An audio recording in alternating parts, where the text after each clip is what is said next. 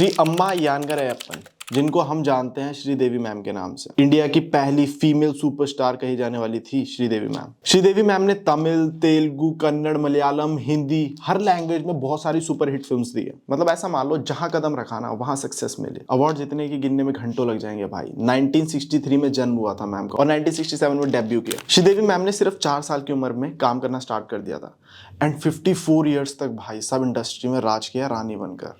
मजाक नहीं है। ऐसा हो गया था कि जिस फिल्म के अंदर श्रीदेवी मैम है वो फिल्म फाड़ेगी फाड़ेगी। प्रोड्यूसर्स, डायरेक्टर, हर किसी की सबसे पहली चॉइस श्रीदेवी मैम थे। 54 साल की जिंदगी में मैम ने सब कुछ पा लिया था। नाम, पैसा, दौलत, शोहरत, यहाँ तक कि हर award, Padma Shri award, national award, सारे अवार्ड्स। लेकिन अफसोस किसे पता था कि वंस इन अ सेंचुरी में पैदा होने वाली ऐसी महान एक्ट्रेस, ऐसी महान अदाकारा का अंत कुछ ऐसा होगा। देवी का पार्थिव देह है, लेकिन अगर बाहर से लोग दर्शन करना चाहें तो नहीं कर सकते हैं। पूरा ढका हुआ है और ऊपर भी सफेद कपड़ा लगाया गया। गणेश, गार्ड ऑफ ऑनर की हम बात करते हैं, ये वही अधिकारी हो जैसा हम बता रहे थे कि तिरंगे में उनके पार्थिव को रैप किया जाएगा और बाद में आप देखते संजय कपूर, आप तस्वीरों में देख सकते हैं संजय कपूर वहां नीचे बैठे हुए हैं और संजय कपूर के साथ अनिल कपूर आप तस्वीरों में देख सकते हैं। श्रीदेवी मैम के ने दुबई से लेकर हिंदुस्तान तक हर किसी के मन में ना बहुत सारे सवाल पैदा कर दिए, बहुत सारी थ्योरीज निकल कर आती हैं, लेकिन सच किसी को नहीं पता क्योंकि हुआ वही जो अथॉरिटीज ने चाहा। लेकिन इनकी इतनी मिस्टीरियस है ना कि उनके जितने भी चाहने वाले इंक्लूडिंग मी, हम सबको बहुत ज्यादा क्यूरियस करती है कि आखिरकार सही रीजन था क्या। तो इस वीडियो के अंदर हम बहुत सारी बारीक से बारीक डिटेल, सारी की सारी थ्योरी, सब कुछ जानने की कोशिश करेंगे कि आखिर रीजन क्या था और कौन है रिस्पॉन्सिबल। बहुत सारे नाम बीच में आएंगे, बहुत सारी थ्योरीज आएंगी, तो वो अब तुम्हें और मुझे मिलकर क्रैक करनी है। लेकिन मैम के बारे में जानने से पहले तुम में से काफी लोग ऐसे होंगे जिनको उनकी लेगेसी के बारे में पता ही नहीं भाई। वो कितनी बड़ी अदाकारा थी, उन्होंने क्या क्या किया अपनी लाइफ में, क्या क्या हासिल किया, तो पहले तुम्हें वो पता होना चाहिए। तो चलो now let's take a deep dive into the mysterious of the first female superstar of India, Sridevi ma'am. 13 अगस्त 1963 मीनमपत्ती, तमिलनाडु में एक मिडिल क्लास फैमिली में जन्म होता है श्री अम्मा यांगरयप्पन का, जिनके फादर साहब वकील थे एंड मदर थी हाउसवाइफ। श्रीदेवी मैम के अलावा इनकी एक बहन और 2 भाई भी थे। सिर्फ 4 साल की उम्र से ही इन्होंने एक्टिंग करियर स्टार्ट कर दिया था अपना। श्रीदेवी मैम की पहली डेब्यू फिल्म थी जो उन्होंने सिर्फ 4 साल की उम्र से स्टार्ट कर दिया था, जो कि थी एक तमिल मूवी कंधन करुणई। इसके बाद तो मानो उन्होंने रेस्ट करने का मौका ही नहीं मिला भाई। 1969 में एक तमिल मिथोलॉजिकल मूवी थुनई वान में उन्हें लीड रोल मिला। बॉलीवुड में श्रीदेवी मैम 1979 में डेब्यू किया, लेकिन तब तक तमिल इंडस्ट्री में ऑलरेडी 5 सुपरहिट मूवीज दे चुकी थी। बॉलीवुड के अंदर इन्हों की पहली मूवी थी 16वां सावन, और किसे पता था कि 16वां सावन के 4 साल बाद उन्हें एक ऐसी फिल्म मिलने वाली है जो उनकी बॉलीवुड में लाइफ चेंज कर देगी, जिसका नाम था हिम्मत वाला। आई नो तुम में से काफी लोगों को मूवी के बारे में पता होगा। हिम्मत वाला में जितेंद्र के अपोजिट थी श्रीदेवी मैम। इस मूवी के बाद तो बॉलीवुड के अंदर श्रीदेवी मैम की अलग ही छाप छूट गई। हर साल इनको एक ना एक हिट मूवी तो देनी है। प्रोड्यूसर्स, डायरेक्टर्स की सबसे पहली चॉइस श्रीदेवी मैम रहने लगी, क्योंकि पता है उन्हें जिस मूवी के अंदर इन्होंने हाथ रख दिया वो मूवी ब्लॉकबस्टर जाने ही जाने वाली है। सिर्फ अपने नाम पर मूवीज चला रही थी अब श्रीदेवी मैम, सिर्फ अपने नाम पर। श्रीदेवी मैम और जितेंद्र साहब की जोड़ी को बहुत ज्यादा ना पब्लिक पसंद कर रही थी, इसलिए इन्होंने 16 मूवीज एक साथ करी। अब इतनी सारी मूवीज कर रही है इतने बड़े सितारों के साथ, एक के बाद एक हिट, तो जाहिर सी बात है पैसा भी बहुत कमाया होगा। इसी वजह से श्रीदेवी मैम उस टाइम की हाईएस्ट पेड एक्ट्रेस भी बन गई थी। जैसे श्रीदेवी मैम ने बहुत सारा नाम, पैसा, शोहरत सब कुछ कमाया, वैसे तुम लोग भी अब कमा सकते हो पैसा ट्रेडिंग करके, वो भी बिनोमो ऐप पर। बिनोमो एक ऑनेस्ट ट्रेडिंग प्लेटफॉर्म है। यहाँ पर तुम डेली का बहुत आसानी से 1000 रुपए तक कमा सकते हो। ये प्रो और बिगिनर्स दोनों टाइप के ट्रेडर्स के लिए बिल्कुल परफेक्ट है। जैसे मैं तुम्हें करके दिखाता हूँ, मुझे लगता है ग्राफ नीचे जाएगा, तो मैंने लगा दिया। ये देखो मैं जीत गया बड़ी आसानी से। तो ये हर टाइप के ट्रेडर के लिए बहुत इजी है, जिसको जो बिगिनर है उसके लिए भी और जो प्रो है उसके लिए भी। अब यहाँ से ना पैसे विड्रॉ डिपॉजिट करना भी बहुत ज़्यादा आसान है। जैसे कि यहाँ पे बहुत सारे मेथड्स मिल जाते हैं तुम्हें, फोन पे, यूपीआई, गूगल पे, बहुत सारे मेथड्स हैं पैसे डिपॉजिट और विड्रॉ करने के। एंड बिनोमो पर इनवाइट प्रोग्राम भी चल रहा है, मतलब अगर तुम इनवाइट करते हो अपने दोस्तों को और वो डाउनलोड करते हैं तो तुम्हें पैसे मिलेंगे। तो डिस्क्रिप्शन में तुम्हें लिंक मिल जाएगा, वहां से तुम इजीली बिनोमो को डाउनलोड कर सकते हैं, तुम्हें बोनस मिलेगा अगर मेरे लिंक से करोगे। एंड यहाँ पर तो तुम्हें रेगुलर टूर्नामेंट भी देखने को मिलता है बिनोमो पर। तो वेट किस चीज का कर रहे हो, डिस्क्रिप्शन में लिंक है, जाकर बिनोमो ऐप को डाउनलोड करो।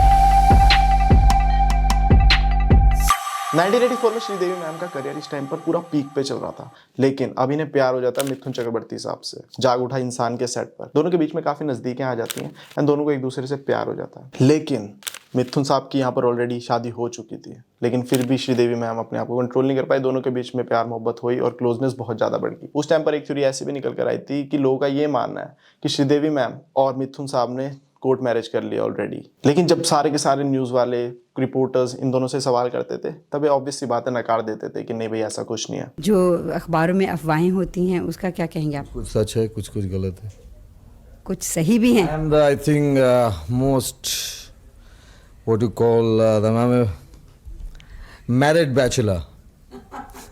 तो श्रीदेवी वाली कहानियां सभी सच्ची हैं? वो मुझे नहीं मालूम. No comment. Okay. और इसके बाद वही हुआ जो अक्सर बॉलीवुड के अंदर हमें देखने को मिलता है। यह फिर भी ज्यादा टाइम तक चला नहीं, दोनों का ब्रेकअप हो गया। लेकिन अब इसके बाद श्रीदेवी मैम की लाइफ में एंट्री होती है बौने कपूर की। और तुम्हें पता है एक चीज कि बौने कपूर का ना क्रश थी श्रीदेवी मैम, मतलब वो बहुत पहले से बहुत ज्यादा पसंद करते थे श्रीदेवी मैम को। लेकिन हर बॉलीवुड स्टोरी की तरह यहाँ पर भी बौनी कपूर भी ऑलरेडी शादीशुदा थे और पहली वाइफ से उनके 2 बच्चे भी थे, अर्जुन कपूर और अंशुला कपूर। लेकिन बॉलीवुड के अंदर एक्स्ट्रा मैरिटल अफेयर कौन सी नई बात है। बौने कपूर ने मिस्टर इंडिया में साइन करने के लिए ना श्रीदेवी मैम को 1 लाख फीस एक्स्ट्रा दी। ये सारे के सारे एफर्ट्स ना बौने कपूर करे जा रहा था कि श्रीदेवी मैम उनसे इंप्रेस हो जाए। और श्रीदेवी मैम भी उनके साथ अट्रैक्ट हो रही थी। उसके पीछे एक रीजन ये भी था कि जब भी श्रीदेवी मैम को कोई भी दिक्कत आती थी ना, तो बौने कपूर सबसे पहले वहां पर खड़े मिलते थे। जैसे कि श्रीदेवी मैम की मॉम को ब्रेन कैंसर डिटेक्ट हुआ था, तो उस टाइम पर भी बौने कपूर वहां पर थे उनके साथ, उन्होंने पूरा उनका सपोर्ट किया। तो इस दौरान श्रीदेवी मैम उनके प्यार में गिर गई भाई। इसके बाद बौने कपूर ने अपनी फर्स्ट वाइफ को डाइवोर्स दे दिया एंड 1996 में दोनों ने शादी कर ली। एंड 1997 में जब श्रीदेवी मैम प्रेग्नेंट हो गई, तो उसके बाद इनको अपनी जो मैरिज है उसको पब्लिक करना ही पड़ा। और 1997 में इन्होंने एक प्यारी सी बच्ची को जन्म दिया, जो आज के टाइम पर हर जवान लड़के की क्रश बन के घूम रही है, जानवी कपूर। शादी के बाद जानवी कपूर के पैदा होने के बाद उसी के 2 साल बाद खुशी कपूर भी पैदा हो गई थी। तो श्रीदेवी मैम ने सोचा कि अब अपने परिवार का ध्यान देना ज़्यादा ज़रूरी है, वो रिस्पॉन्सिबिलिटी ज़्यादा बड़ी है। तो उन्होंने इंडस्ट्री से कुछ टाइम के लिए ब्रेक ले लिया है। अब आती है बारी 2012 की। 2012 में बहुत ही ज़्यादा सक्सेसफुल कमबैक किया श्रीदेवी मैम ने इंग्लिश मूवी के साथ, जो कि बहुत ही सुपर्ब मूवी थी। हर किसी ने श्रीदेवी मैम की एक्टिंग को बहुत ज़्यादा सराहा, इंक्लूडिंग मी, मुझे भी बहुत अच्छी लगी थी। और एक बहुत अच्छा, बहुत ज़्यादा सक्सेसफुल कमबैक था 15 साल बाद श्रीदेवी मैम का। एंड उसके बाद 2017 में श्रीदेवी मैम ने अपनी 300वीं मूवी, जिसका नाम था मॉम, जो कि बहुत ज़्यादा सक्सेसफुल और बहुत ज़्यादा बड़ी हिट हुई थी, उसमें काम किया, जो कि उनके करियर की आखिरी मूवी थी। इतना बढ़िया कमबैक इतने टाइम के बाद, भाई इसको तुम लेजेंड ही बोल सकते हो कि पहले हिट्स पे हिट्स, उसके बाद एक ब्रेक, एंड देन जब वापसी करी तो भी बैक टू बैक छक्के। मॉम फिल्म तो इतनी बड़ी हिट हुई थी, इतने उनकी एक्टिंग को सराहा गया था, अवार्ड मिला भाई नेशनल, कि उसके बाद उन्होंने बैक टू बैक 3 फिल्में और साइन कर ली थी। लेकिन किसको पता था कि उनकी डेस्टिनी ने उनके लिए कुछ और ही प्लान करके रखा हुआ। 18 फरवरी 2018 श्रीदेवी मैम, बौने कपूर और खुशी कपूर दुबई जाते हैं अपने एक रिलेटिव की शादी को अटेंड करने के लिए, जिसका नाम था मोहित मरवाहा, जो कि अनिल अंबानी की जो वाइफ थी उसकी जो भतीजे, उसके साथ इनकी शादी थी। अब इतने बड़े बड़े नाम है तो ऑब्वियसली बहुत सारे बड़े बड़े सितारे वहां पर मौजूद थे। तो श्रीदेवी मैम, बौने कपूर, खुशी कपूर सबने बहुत इंजॉय किया। एंड श्रीदेवी मैम ने जो फोटोज पोस्ट करी वो भी बहुत अच्छी थी, उनमें बहुत खुश नजर आ रही थी। इसके अलावा जो बाकी सेलेब्स ने फोटोज अपलोड करी श्रीदेवी मैम के साथ, उसमें भी श्रीदेवी मैम बहुत ज्यादा खुश, अच्छी, हैप्पी, हेल्दी सब दिख रही थी। जानवी कपूर इनके साथ नहीं आ पाती है, क्यों? क्योंकि जानवी कपूर उस टाइम पर अपनी डेब्यू फिल्म थी धड़क, उसकी शूटिंग में बिजी थी। 21 फरवरी को जब सारी सेरेमनीज खत्म हो जाती हैं तो सारे के सारे सेलेब्स अपने अपने घर चले जाते हैं, लेकिन श्रीदेवी मैम नहीं जाती। अब यहाँ पर 2 थ्योरीज निकल कर आती हैं। पहली ये कि श्रीदेवी मैम को अपनी जो सिस्टर दुबई में रहती थी उनके पास जाना था, एंड दूसरी ये कि जानवी का बर्थडे आने वाला था और श्रीदेवी मैम को उसके बर्थडे के लिए वहां पर कुछ शॉपिंग वगैरह करनी थी। अब कारण इन दोनों में से चाहे कोई भी हो, किस वजह से वो दुबई में रुकी, लेकिन वो अपनी बहन के घर में नहीं गई भाई। वो एक लग्जरियस, एक आलीशान होटल के अंदर स्टे करती हैं, चेक इन करती हैं, जिसका नाम था ज़ुमिटिया इमारेट्स टावर। होटल के अंदर चेक इन करने के बाद उनका रूम नंबर होता है 2201। अब वहीं बौने कपूर और खुशी कपूर तो इंडिया लैंड कर चुके थे। क्यों? क्योंकि बौने कपूर को यूपी इन्वेस्टर समिट के अंदर हिस्सा लेना था। अब हिस्सा लेने के बाद वो सीधा कॉल करते हैं श्रीदेवी मैम को। अब श्रीदेवी मैम वहां से बोलते हैं कि मैं तुम्हें बहुत मिस कर रही हूँ। यहाँ से बौने कपूर जो हस्बैंड है वो भी मैम को मिस कर रहे थे, तो वो यहाँ पर एक प्लान बनाते हैं कि मैं श्रीदेवी मैम को जाकर सरप्राइज दूंगा। अब 24 फरवरी 2018 को बौने कपूर सीधा दुबई में लैंड करते हैं अपनी वाइफ को सरप्राइज देने के लिए। लैंड करते हुए वो सीधा होटल जाते हैं, डोरबेल बजाते हैं, सामने से श्रीदेवी मैम आते हैं। श्रीदेवी मैम जैसे ही बाहर आते हैं और बौने कपूर को देखते हैं तो बहुत ज्यादा खुश हो जाते हैं। ऑब्वियसली ऐसे सरप्राइज अच्छे लगते हैं अगर आप किसी को प्यार करते हो तो दोनों के दोनों बहुत ज्यादा खुश थे, एंड दोनों के दोनों प्लान करते हैं कि हम पहले फ्रेश वगैरह होंगे एंड देन हम बाहर डिनर पर जाएंगे। तो श्रीदेवी मैम चले जाते हैं वॉशरूम, एंड बौने कपूर साहब लगा लेते हैं TV, India versus south Africa का मैच। अब 10 से 15 मिनट हो जाते हैं, लेकिन श्रीदेवी मैम बाहर नहीं आते। तो यहाँ से बौने कपूर साहब आवाज लगाते हैं कि हमें डिनर के लिए लेट हो रहा है, तो थोड़ा सा जल्दी करो। लेकिन सामने से कोई रिस्पॉन्स नहीं आता। अब वैसी बंदा फिर दोबारा से मैच देखने लग जाता है कि शायद सुन लिया होगा लेकिन कोई जवाब नहीं देगा, आने वाले हूँ। ऐसे में अब टाइम बीतता जाता है 40 से 45 मिनट हो जाते हैं। तो अब बौने कपूर साहब दोबारा से आवाज लगाते हैं, लेकिन दोबारा से कोई रिस्पॉन्स नहीं आता है। फिर उसके बाद फिर आवाज लगाते हैं, फिर से कोई रिस्पॉन्स नहीं आता। अब वो थोड़ा सा टेंस्ड होकर बाथरूम की तरफ जाते हैं एंड नॉक करते हैं, सामने से कोई रिस्पॉन्स नहीं है। फिर वो दोबारा नॉक करते हैं, कोई रिस्पॉन्स नहीं। उसके बाद जब वो धक्का मारकर दरवाजा खोलते हैं जबरदस्ती, तो जो देखते हैं वो देखकर उनके पैरों के नीचे से जमीन खिसक जाती है। श्रीदेवी मैम बाथटब के अंदर पड़ी हैं, बाथटब से सारा पानी बाहर आ रहा है, उनका मुंह बाथटब में डूब चुका है। अब ये सीन देखने के बाद बोनी कपूर बिल्कुल ही हक्के बक्के हो जाते हैं। हड़बड़ाहट में वो सीधा कॉल करते हैं अपने दोस्त को, जो कि होटल के नजदीक ही कहीं पे रह रहा था। एंड यहाँ पर ना एक और थ्योरी सामने निकल कर आती है कि बोनी कपूर साहब ने नहीं देखा था सबसे पहले श्रीदेवी मैम को बाथटब में, सबसे पहले देखा था होटल के एक स्टाफ ने, क्योंकि श्रीदेवी मैम ने एक पानी का गिलास मंगवाया था। तो जब वो स्टाफ पानी का गिलास लेकर आता है एंड बेल बजाता है तो कोई बाहर नहीं आता, दोबारा बजाता है कोई नहीं आता।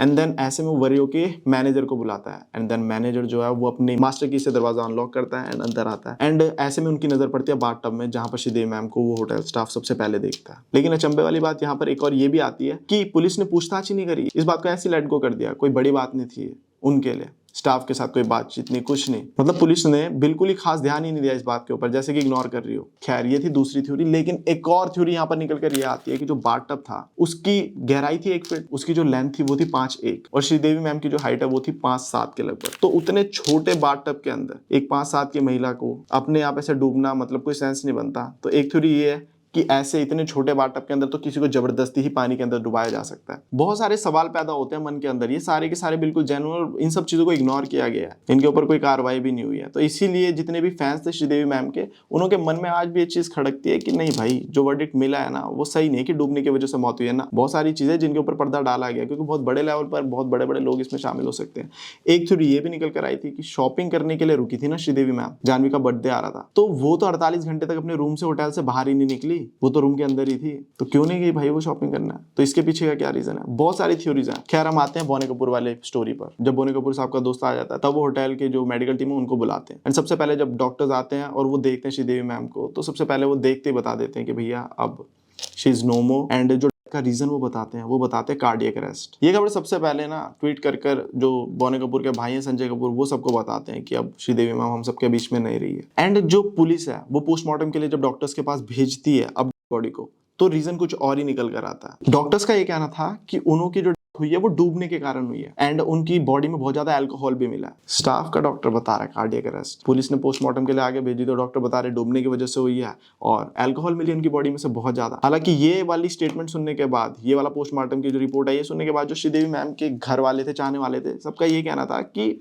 वो तो सिर्फ ओकेजनली पीती थी, वो ऐसे नहीं पीती थी कि बहुत ज्यादा अल्कोहल मिल ही नहीं सकता। खैर दुबई पुलिस ने जब पूरी की पूरी इन्वेस्टिगेशन कर ली तो उनकी इन्वेस्टिगेशन में कुछ खास निकला नहीं, तो उन्होंने आगे ट्रांसफर कर दिया दुबई पब्लिक प्रोसिक्यूशन को कि भैया तुम अब देखो कुछ निकलता है तो उन्होंने भी अपनी पूरी की पूरी इन्वेस्टिगेशन करी एंड उनको भी मर्डर के कुछ खास सबूत वगैरह नहीं मिले। एंड 27 फेब 2018 को दुबई जो पुलिस थी उन्होंने ट्विटर पे ऑफिशियली अनाउंस कर दिया कि श्रीदेवी मैम की जो हुई है वो डूबने के कारण हुई है एंड ये कहकर उन्होंने केस क्लोज कर दिया। अब इतने दिनों तक इन्वेस्टिगेशन चली तो जो बॉडी थी श्रीदेवी मैम की वो इस टाइम पे दुबई में ही थी and Boney Kapoor dead body को भारत लाना चाहते थे, अपने लोगों के बीच में उनका अंतिम संस्कार करना चाहते थे। लेकिन बोनी कपूर और अनिल अंबानी दोनों के सारे प्रयास विफल हो गए।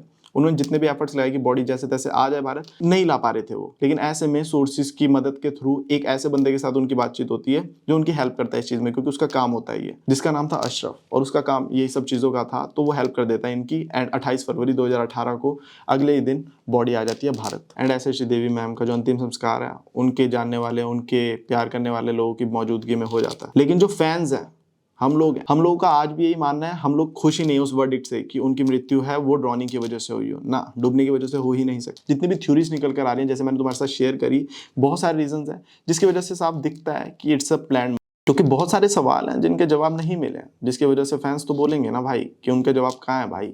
अब मुझे ये लॉजिक समझ में नहीं आया भाई बिल्कुल भी। ऐसी सिचुएशन में जहां पर तुम्हें सबसे पहले होटल के मेडिकल स्टाफ को बुलाना चाहिए, उनको कॉल करना चाहिए, बोनी कपूर साहब का अपने दोस्त को फोन करने का क्या तुक बनता है? तुम्हारे सामने तुम्हारी वाइफ है, वो बेहोश हो सकती है, पानी के अंदर है, तो तुम्हें उठाकर उसको सबसे पहले तो हॉस्पिटल ले जाना चाहिए ना, नहीं तो मेडिकल स्टाफ।